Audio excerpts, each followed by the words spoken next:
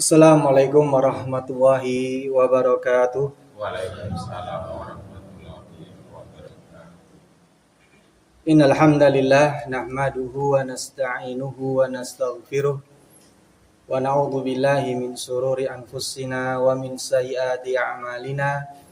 Man yahdihillahu fala mudhillalah wa man yudlil fala hadiyalah.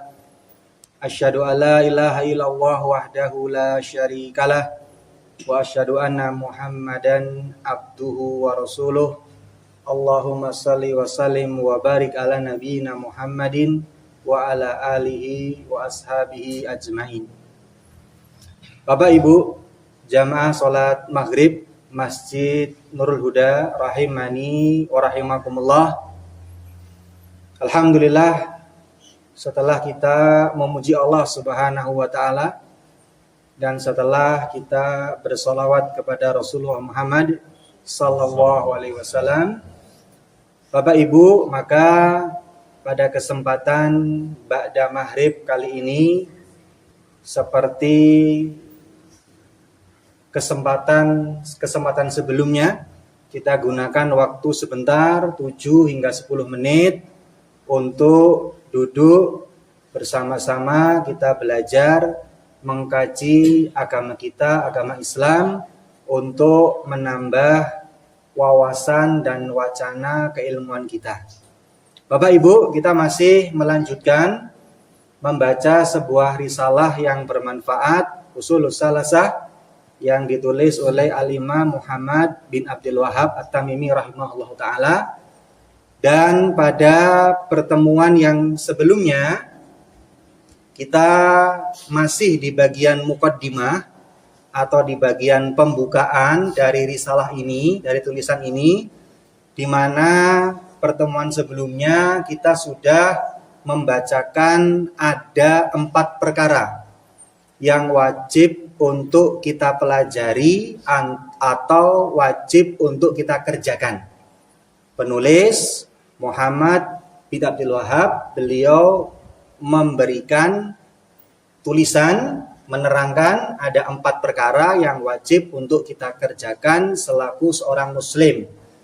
Perkara pertama adalah ilmu. Wajib atas kita untuk mempelajari ilmu, di mana penulis menjelaskan ilmu yang wajib untuk kita pelajari ada 3, yaitu ilmu mengenal Allah, ilmu mengenal Nabi Muhammad, dan ilmu mengenal agama Islam. Kemudian perkara yang kedua yang wajib untuk kita kerjakan setelah kita mempelajari ilmu adalah wajib kita untuk mengamalkannya. Karena memang ilmu itu kita cari, kita pelajari, tujuannya untuk diamalkan. Yang ketiga, perkara ketiga, setelah kita berilmu, setelah kita beramal, maka kewajiban ketiga adalah berdakwah. Kita menyebarkan ilmu, menyebarkan kebaikan, melarang kemungkaran kepada orang lain, terutama untuk orang-orang terdekat dengan kita, keluarga kita, anak-anak kita, orang tua kita, istri kita, suami kita. Ini adalah di antara orang-orang yang paling utama untuk kita dakwai. Setelah kita berilmu, kita bisa beramal, maka kita juga ingin orang lain seperti kita, maka kita berdakwah. Yang ketiga. Dan yang keempat, perkara keempat adalah bersabar. Karena memang ketika seseorang berdakwah, menyebarkan kebaikan, menyebarkan ilmu, melarang kemungkaran, itu pasti menemukan banyak rintangan, halangan besar ataupun kecil. Maka wajib bagi kita untuk bersabar ketika ada rintangan dalam kita berdakwah. Bapak Ibu kaum muslimin rahimani wa rahimakumullah. Kemudian hari ini kita akan melanjutkan setelah penulis menyampaikan 4 perkara tadi yang wajib kita kerjakan atau kita pelajari, maka penulis kemudian membawakan dalilnya. Apa dalilnya? Karena memang Bapak Ibu dalam perkara agama ini yang tidak boleh kita lupakan adalah dalil. Kita diperintahkan A, diperintahkan B, dilarang A, dilarang B. Memangnya apa dalilnya? Maka penulis di sini membawakan dalilnya. Beliau mengatakan, "Wa dalilu qaulu ta'ala."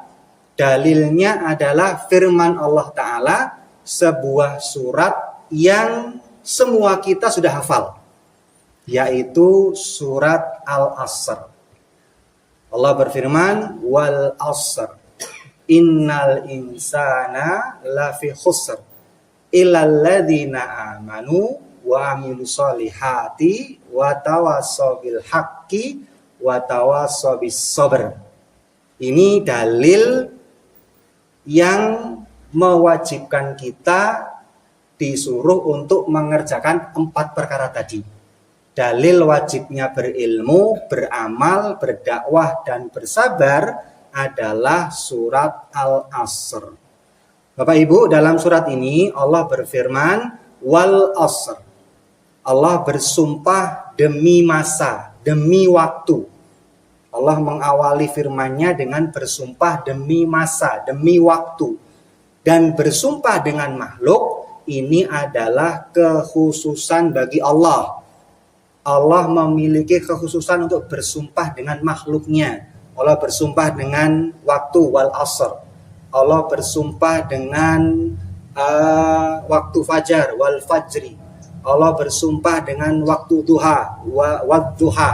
Allah bersumpah dengan buah tin, wattini wazzaitun. Bersumpah dengan makhluk ini kekhususan bagi Allah. Adapun kita manusia, ketika kita ingin bersumpah, maka kita hanya boleh bersumpah dengan nama Allah. Wallahi, demi Allah. Tidak boleh kita bersumpah dengan selain Allah. Adapun Allah, maka Allah punya kekhususan.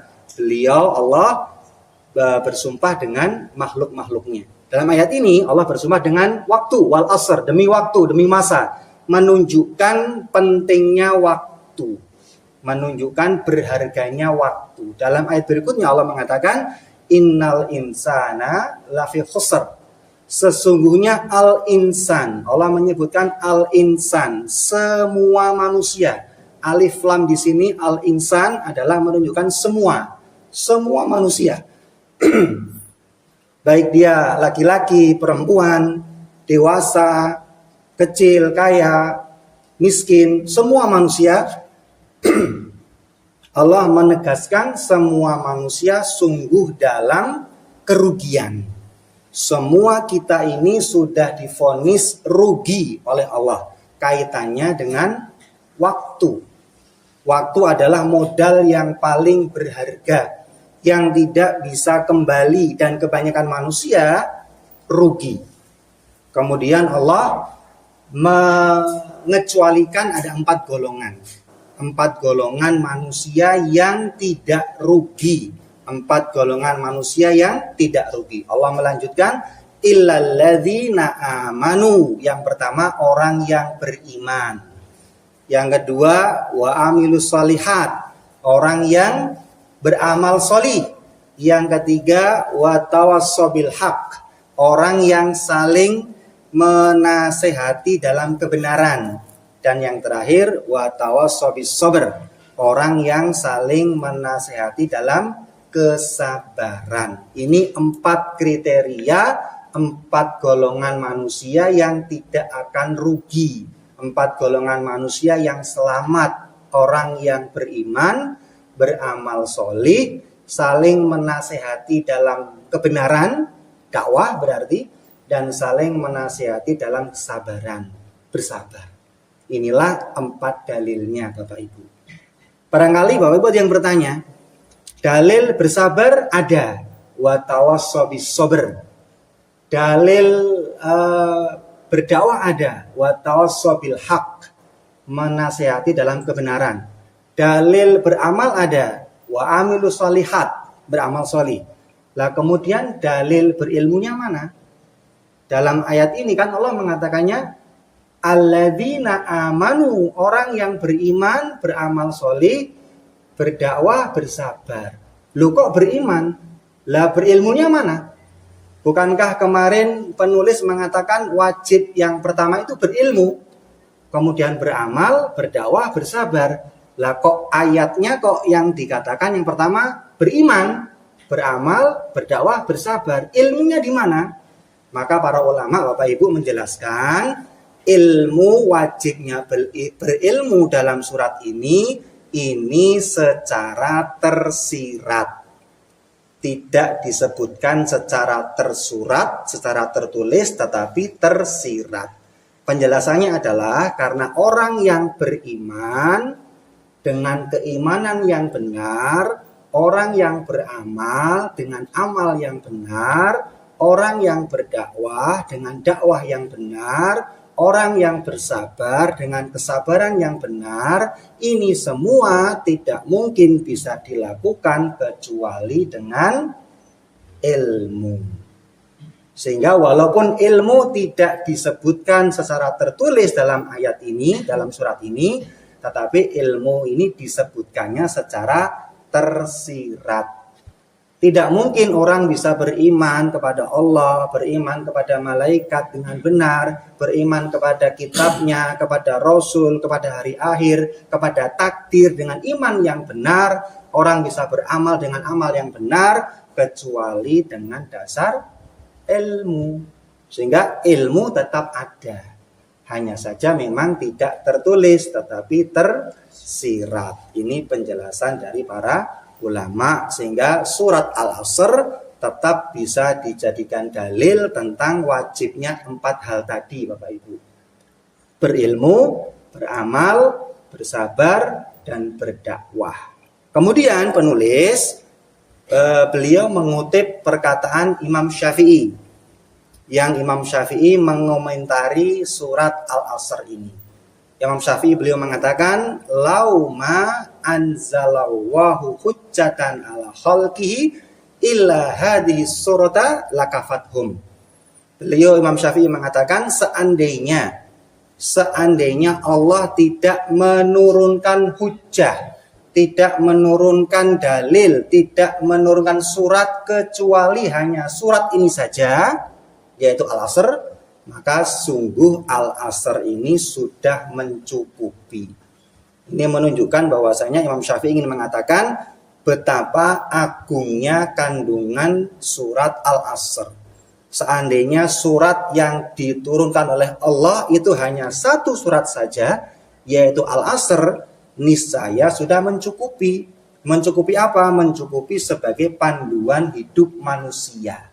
Agar manusia bisa selamat, tidak rugi dalam kehidupannya di dunia, maka wajib mengerjakan 4 hal tadi Bapak Ibu. Beriman, beramal, berdakwah, dan bersabar, yang semuanya ini dilandasi dengan ilmu. Bapak Ibu jamaah kaum muslimin rahimani wa rahimakumullah, inilah dalil yang dibawakan oleh penulis Al-Imam Muhammad bin Abdul Wahhab dalam menjelaskan atau mendukung pernyataan wajibnya 4 perkara tadi. Dan insya Allah pada pertemuan akan datang kita akan menambahkan nukilan dari Imam Bukhari yang beliau juga mendukung tentang urutan wajibnya 4 perkara tadi, yaitu berilmu, beramal, berdakwah, dan bersabar. Insya Allah pekan depan kita akan sampaikan kutipan dari Al-Imam Al-Bukhari rahimahullahu ta'ala. Bapak Ibu, barangkali ini yang bisa kami sampaikan, semoga bermanfaat. Wabillahi taufik, wassalamualaikum warahmatullahi wabarakatuh. Waalaikumsalam.